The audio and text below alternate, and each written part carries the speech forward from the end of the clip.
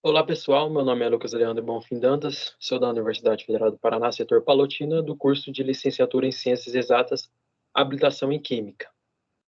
Olá pessoal, meu nome é Marcos Castellini, também sou do curso de Licenciatura em Ciências Exatas da UFPR no setor Palotina. Este trabalho é uma criação de uma aula na disciplina de AVA, do Ambientes Virtuais de Ensino-Aprendizagem, da professora Paola. O tema que a gente escolheu é ácido e base.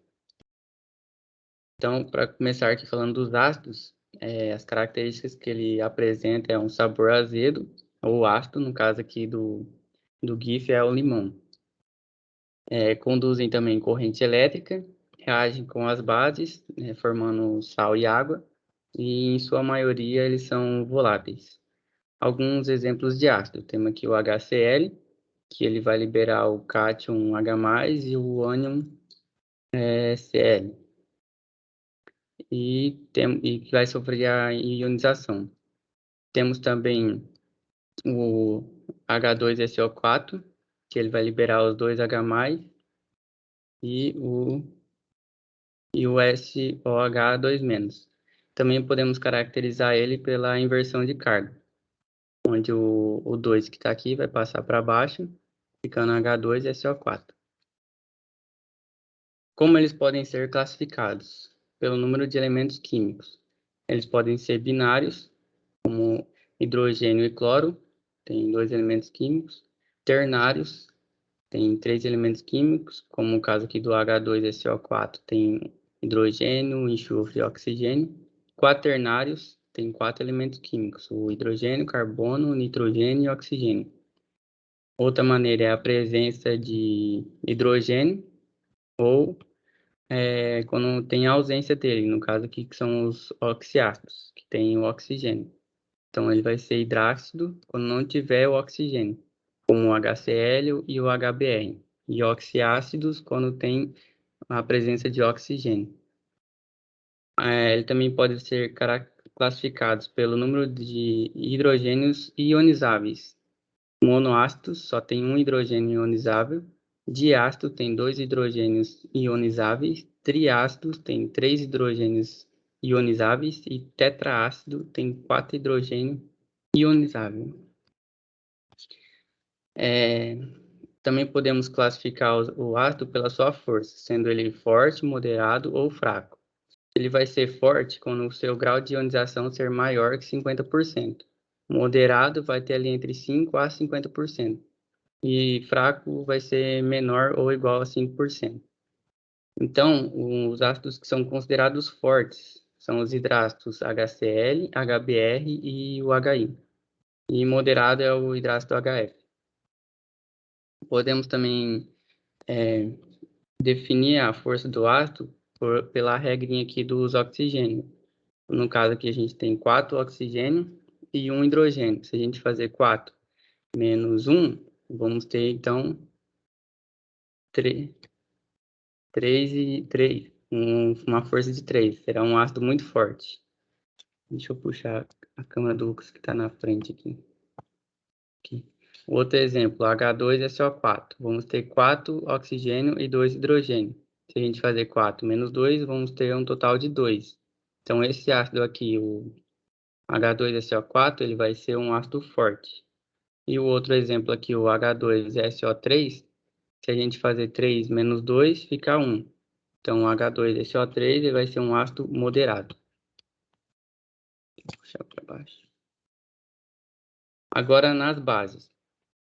As bases elas possuem um sabor adstringente, vai apresentar um grupo hidroxila, conduzem corrente elétrica em solução aquosa e reagem com os ácidos formando sal e água.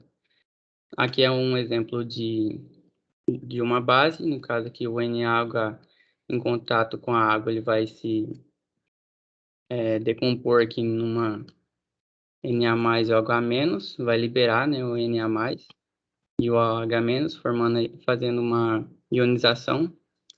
Então, podemos formular a base dessas maneiras, como Na+ e OH-, ficando NaOH, Ca2+ e OH-, ficando CaOH2. E pela inversão de carga, igual o ácido. Como elas podem ser classificadas? Pelo número de hidroxilas no composto. Igual a monobase, só tem uma hidroxila. Dibase tem 2 hidroxila. Tribase tem 3 hidroxila. E tetrabase tem 4 hidroxila. Pelo grau de ionização, quando ela for uma base forte e quando ela for uma base fraca. Aqui é o exemplo de algumas bases que são caracterizadas fortes e outras mais fracas. E sua capacidade de se dissolver em água. No caso aqui, as solúveis, parcialmente solúveis e aquelas que não se dissolvem em água. Aqui é alguns exemplos que eu coloquei dessas bases. Como elas podem ser nomeadas?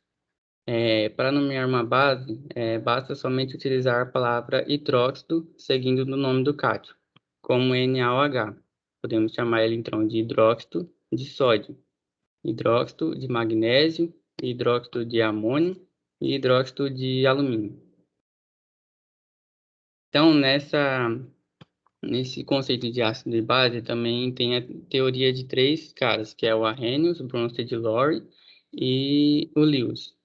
Começando então pela de Arrhenius. Um ácido de Arrhenius é aquele composto que aumenta a concentração do H+ em solução aquosa. E a sua base vai ser qualquer composto que aumenta a concentração de OH- em solução aquosa. Como aqui um exemplo de um ácido, HA fica H+, mais A-. E a base, BOH, vai liberar aqui, vai ficar B+, e OH-. Ele também, acho que no século XIX, ele fez uma teoria da corrente elétrica, usando sal e açúcar. Como aqui no caso do açúcar, como não tem corrente elétrica, que as suas moléculas vão se dissociar, na verdade. E aí não vai apresentar a corrente elétrica. E o que acontece diferente do sal, quando ele entra em contato com a água, daí tem corrente elétrica. Não sei se o Lucas sabe falar melhor aqui, que ele já fez um experimento dessa parte aqui, ou pode seguir. Mas pode seguir, é só que quando a gente adiciona o sal na água, as moléculas, os íons das moléculas ficam mais ativos e por isso que acontece a corrente elétrica no sal, né? Já no caso do açúcar, acontece esse compartilhamento ali entre os íons e cátions. Aí acontece a corrente elétrica. Mas em alguns casos, um exemplo, a água que é usada no laboratório, que ela é uma água ali desmineralizada, sem sais, é uma água mais pura, ela não acontece essa corrente elétrica. Mas no caso, uma água do consumo do dia a dia pode acontecer um pouco de corrente elétrica, porque a água é feita o tratamento, mas não é retirado os sais, que são importantes para o nosso organismo. Então, ela pode, no cotidiano, pode acontecer de ter a corrente elétrica, mas nem sempre também. Mas acho que é isso, mais ou menos. E só que esse conceito do Arrhenius, ele sofreu uma limitação. Coloquei algumas limitações aqui que eu achei nos livros, que a primeira que só pode ele ser empregado a solução aquosa, o íon H+, ele sequer existe em solução aquosa e não pode ser aplicado para os outros solventes e somente são bases e substâncias que possuem OH- em sua composição. Então, depois do Arrhenius, que teve essas limitações, surgiu um novo cara, que é aqui, 2 caras, na verdade, que é o Bronsted e Lowry. Essa já é uma teoria mais avançada. Para ele, um ácido é capaz de doar o próton H+. E a base de Bronsted e Lowry é qualquer espécie capaz de acertar um próton, o que requer um par de elétrons livres para formar a ligação com H+. E nessa teoria dele também, a água ela pode ser tanto ácido como base. Então, aqui no caso do HCl, ele vai doar o próton para a água, formando aqui, deixa eu só puxar aqui a imagem, formando aqui o H3O+, e ficando somente o Cl-. Então, a água ela vai aceitar esse próton que o ácido está doando. Então, esse aqui vai ser o ácido e aqui a base. Mais alguns exemplos, então. O ácido aqui, o HCl, ele vai doar o próton para cá. E vai ficar NH3 e o Cl-.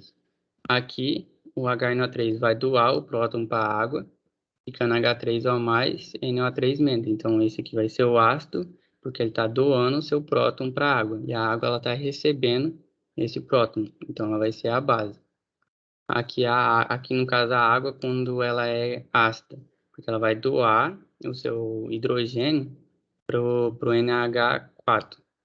Então, como ela está doando, ela vai ser um ácido. E como o NH4 está recebendo esse próton, ele vai ser uma base. E por fim, temos aqui a teoria de Lewis. Um ácido de Lewis, ele é uma substância capaz de aceitar esse par de elétrons numa reação. E a base de Lewis é a substância doadora de pares de elétrons. Como aqui, então, temos o exemplo da base. Ela vai doar o par de elétrons para o ácido, que vai aceitar esse par de elétrons. No caso aqui do NH3, ele vai doar um par de elétrons para o BF3. Então, como ele recebe, ele aceita esse par de elétrons, ele se torna ácido. Agora eu passo a palavra para o Lucas.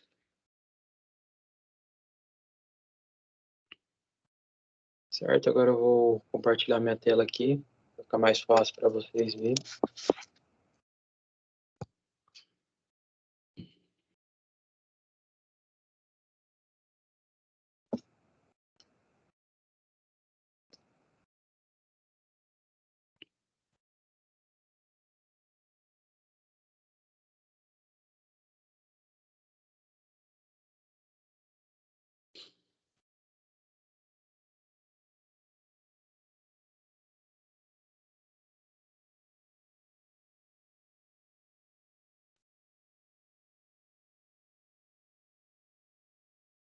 Certo.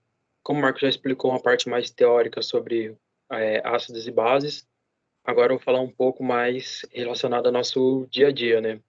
Onde que a gente pode utilizar essas teorias, tanto as de Arrhenius, quanto as de Lewis, quanto as de Bose, de Loren, para ser importante para o nosso dia a dia. Então, a gente já começa aqui com o título, a importância do pH para os seres vivos. Qual que é a importância do pH para os seres vivos? Pode ser desde para os animais, como o peixe, que é extremamente importante o pH da água, quando ele é alterado em níveis ou muito ácido, ou muito alcalino, ou muito básico, acontece a morte desses peixes, porque o desequilíbrio desse pH da água geralmente leva à morte dos peixes, provavelmente em criatórios, que são analisados, são feitos muitos testes. Esse daqui é um teste que é utilizado em aquários, por exemplo, mas em caso de criações mais grandes pode ser utilizado um pH higrômetro, ou até teste simples para ter uma base de como que está, se está muito ácido ou está muito básica essa água, para ter o controle e evitar a morte de peixes. E também uma coisa muito importante de ser analisado sobre ácidos e bases e também sobre a chuva ácida. O que seria a chuva ácida? Quando indústrias, automóveis, que muitas vezes acontece a combustão, principalmente do diesel, acontece a liberação de gases, que são os famosos gases estufas, como o CO2, que é liberado pelas indústrias, e também pode, junto com esses gases, por exemplo, do diesel, vai o enxofre. E onde que esse enxofre, mais CO2, mais, entre outros gases que são liberados na nossa atmosfera, eles se acumulam. E quando acontece a chuva, eles voltam para o solo, ou a água, em construções em forma da chuva ácida, que ela é corrosiva a diversas construções, estátuas. Tem estudos sobre corrosões de estátuas, e também voltam para lagos, rios e solos, alterando o pH dessas áreas. E assim pode ocorrer um desequilíbrio do pH, acontecendo até a morte de peixes, dependendo do nível dessa chuva. Um exemplo também é o pH do sangue. Qual que é a importância do pH do sangue? Se a gente não tem um pH normal ali entre 7,35 e 7,45, se há uma alteração, ou aqui como falar, alcalose, ou uma acidose, a gente pode acontecer até a morte, porque o sangue, quando ele é alterado esse pH, quase em grande parte, se não for alterado muito, ou muito ácido, ou muito base, leva à morte. Aí aqui tem uma assim, de substâncias do nosso dia a dia, e o nível do pH dela. Por exemplo, que o ácido de bateria, ele tem 1,0, é o seu pH. Suco do limão, 2,4. Refrigerante, a Coca-Cola, Sprite, entre outros aqui, 2,5. Vinagre, 2,9. Suco de laranja, de 3,0 a 4,0. E aqui são substâncias que estão presentes no nosso organismo, provavelmente suco gástrico, que está entre 1,6 e 2,0, que é um ácido que o Marcos explicou um pouco anteriormente, que é o HCl. O HCl está presente no nosso suco gástrico, e ele está ali, ele ajuda na digestão de comidas, então é muito importante. O suor ali, quando a gente faz uma atividade física, no calor demais, quanto que esse suor tem? Em torno de 5,4. A urina, 5,7. E a gente vai aumentando aqui. O sangue aqui, que foi um exemplo que eu dei ali, ele está em torno de 7,3, 7,4. Se for alterado muito, pode levar à morte. Aí a secreção nasal, 6,0. O sêmen, 7,2. Aí, e entre outros. Agora a gente vai falar um pouco de como analisar um ácido e uma base, saber o que que é um ácido, o que que é uma base. E para isso a gente vai utilizar o quê? Os indicadores de pH. O que são esses indicadores de pH? Um exemplo é o papel universal, que é a partir de cores de base e ácido. Um exemplo é esse daqui de cima que a gente está vendo aqui, que eu estou com o mouse apontando. Esse é um exemplo de papel universal. São pequenas fitas, um papelzinho ali que a gente coloca sobre uma substância, onde a gente vai poder ver uma cor e ver se essa cor é um ácido ou uma base. Aqui eu tenho um exemplo de baixo, colocou o papel, a gente vê se é um ácido base. Outro também parecido com essa fita aqui vai ser o papel tornasol. Azul é base e vermelho é ácido. Aqui, ó, o exemplo. Colocou num limão ou laranja. Dá uma cor ali mais avermelhada ali. E aqui colocou aqui em outra substância aqui, ficou uma cor mais azulada. A partir daí a gente vai poder analisar se é um ácido ou uma base.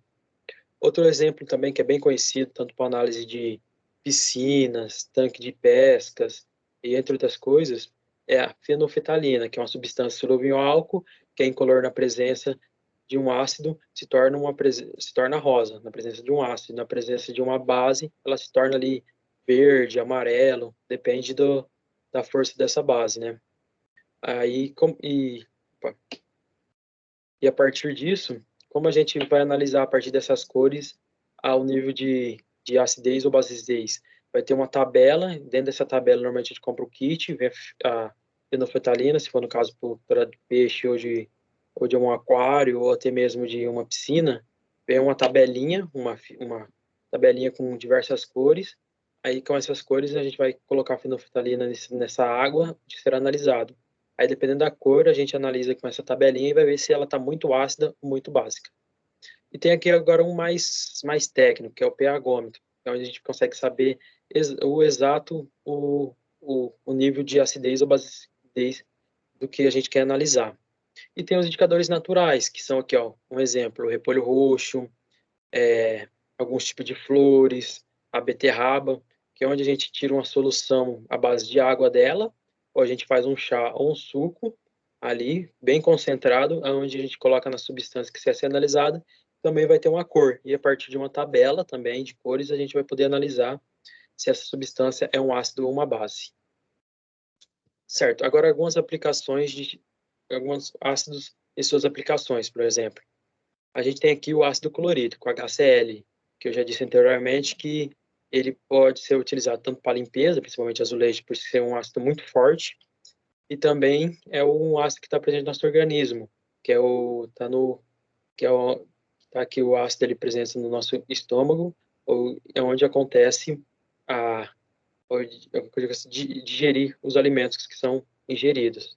E um exemplo de quando a gente tem uma azia é o ácido que está em excesso e acaba subindo aqui para o nosso esôfago, acontecendo a azia, ou seja, um mal-estar ali. Outro exemplo aqui também é o ácido fluorídrico, ou seja, o HF. Esse ácido é utilizado para marcar ali, algumas pessoas já vê, olhar no vidro de automóveis, vai ter uma marcação bem pequenininha ali, que é o código daquele vidro, ou seja, daquele carro, cada vidro tem esse código representando que o vidro é daquele carro mesmo. E essa marcação é feita com o ácido fluorídrico, onde é colocado uma fita, que tem essa marcação, e passado esse ácido fluorídrico em cima aqui, aí vai aparecer, ele dá uma pequena corrosão no vidro ali, ficando uma marca meio esbranquiçada, que é o código do vidro do automóvel. Também ele é utilizado para limpar metais, principalmente o alumínio e metais. Como ele também é um ácido muito forte, ele faz essa limpeza, tirando riscos, sujeiras, oxidações, entre outras. Agora, algum exemplo de algumas bases e suas aplicações. Aqui temos o hidróxido de amônia, NH4OH. Aqui, ó, já tem uma base, a gente vê que é OH. Ele é muito utilizado em produtos de limpezas e também utilizado em muitos fertilizantes, porque sua alta concentração de nitrogênio. A segunda base que a gente vai ver é o hidróxido de magnésio. Ou seja, o hidróxido de magnésio é muitas vezes utilizado como leite de magnésio, quando a gente tem a famosa azia, ali que foi um exemplo dado anteriormente também, do HCl em excesso, aí acontece a azia, e esse hidróxido de magnésio, ele acaba evitando, melhorando essa azia. Aqui eu deixo um espaço para algumas perguntas, se fosse uma aula ao vivo, a gente poderia ter algumas perguntas, ou até para o aluno pensar em alguma coisa para posteriormente perguntar para a gente. Aí esse aqui vai ser um vídeo que vai ser apresentado, vai estar separado na plataforma. O aluno vai poder assistir esse vídeo, que é do experimento que eu faço com o repolho roxo, onde eu analiso algumas substâncias do nosso cotidiano para analisar se ela é ácido ou base. Aí a gente vai deixar separado esse vídeo para que, como se fosse uma plataforma aba, onde o aluno poderá acessar esse vídeo, que vai estar se disponibilizando no YouTube, onde o aluno vai poder ver como foi feito o experimento, um experimento simples e fácil de fazer com o repolho roxo e analisando ácidos e bases, sempre lembrando usar EPIs, mesmo que é um experimento que é simples, mas sempre use os equipamentos de proteção individual, onde que mesmo ali que eu for fazer esse experimento na utilização de faca ou utilização do fogão, uma água que está quente, um exemplo, pode acontecer um acidente. Então, mesmo que seja um experimento muito simples, é necessária a utilização dos EPIs. Certo, aqui eu já vou deixar aqui no slide aqui o indicador do pH do repolho roxo, onde após eu analisar ali no vídeo eu vou analisar algumas substâncias do nosso dia a dia, e vocês vão poder, a partir dessa imagem e do vídeo também, eu vou deixar uma imagem e um vídeo, vocês vão poder comparar aqui essa coloração, e vão ver se é um ácido forte ou uma base forte, se está mais perto do neutro, ou se é um ácido fraco ou uma base fraca, e entre outros. Agora eu vou discutir um pouco sobre o relatório. O que deve ter num relatório de um experimento? Depois de ter assistido o experimento, você vai pensar o que deve acontecer, o que deve ter, se for pedido um relatório, o que você vai colocar no relatório. Primeiro e importante, você deve colocar a capa, que deve conter o nome da instituição onde você estuda, o título do experimento, por exemplo, repolho roxo, ou experimento com ácido e base do repolho roxo, análise de indicadores de pH, o nome completo dos autores, quem está participando, o local e a data no qual será realizado o experimento. O sumário, dependendo ali do auxílio, encontra no local exato cada item de relatório, deve conter a estrutura do relatório, ou seja, essa estrutura todinha aqui deve haver no sumário. A gente vai fazer um pequeno resumo ali com em torno de 250 páginas, com os tópicos e os problemas estudados no processo envolvidos, os principais resultados obtidos. Não deve ser generalizado e sim apresentar frases curtas e diretas. Todos os objetivos e metas a atingir devem ser relacionados nesse item, ou seja, o objetivo é a meta do trabalho. Qual que é? Obter um indicador de pH natural e analisar substância. Esse é um exemplo de objetivo. Deve ter uma introdução, onde a gente vai, na introdução, colocar o que deverá ser estudado nesse experimento. A descrição experimental. O que é a descrição experimental? Você vai relatar o que aconteceu no relatório e você vai também fazer a descrição dos materiais que foi utilizado para fazer o experimento. A gente tem o resultado de discussão, onde para concluir, onde você vai analisar o que aconteceu no experimento e vai citar o que foi acontecido e qual que foi os resultados desse experimento. A conclusão final deve conter ali os relatos, o que aconteceu, se chegou ao objetivo que foi proposto, e as referências bibliográficas. Aqui eu coloquei referências bibliográficas, mas pode ser apenas referências, porque você pode colocar como referência, por exemplo, foi um vídeo assistido no YouTube, você vai colocar o link do vídeo do YouTube, se você pesquisou alguma coisa, colocar no relatório ali na internet, você vai colocar também como um link. Aí vocês vão pegar, vamos pensar, vamos fazer um relatório? Não, não vamos fazer um relatório. Vai ser apenas um questionário, ou seja, esse questionário aqui vai estar disponível online, onde vão ser disponibilizadas algumas perguntas sobre a apresentação da parte teórica que a gente apresentou e também do experimento. A partir desse link aqui que vai estar disponibilizado no nosso slide, você vai conseguir acessar, vai estar também disponibilizado no vídeo, vou colocar no vídeo ali no comentário embaixo, você vai acessar esse link, vai ter um questionário, onde que nesse questionário você vai responder algumas perguntas. Eu vou só mostrar aqui como vai ser, como você vai fazer esse questionário aqui, vai ter o questionário disponível online, você poderá usar o celular, se no caso não tiver o celular, a gente vai no laboratório de informática, serão feitos em dupla ou em trio, você vai colocar o nome da dupla aqui, coloca o nome da dupla, e você vai responder pequenas perguntas, como aqui, classifica que é o ácido sulfúrico em, se ele é binário, quaternário, terciário, vai ter algumas perguntas, aqui vai ter algumas perguntas sobre um indicador de pH, sobre a estrutura de um relatório, qual base é conhecida para o alívio da azia, e entre outras perguntas. Aí você vai responder online e depois a gente vai analisar essas respostas. Eu acho que é isso a nossa apresentação. Tem mais alguma coisa para dizer, Marcos? Eu acho que é isso. É isso. O que a Então, gente preparou foi isso. a gente preparou essa atividade como se fosse uma atividade para ser disponibilizada numa plataforma Ava.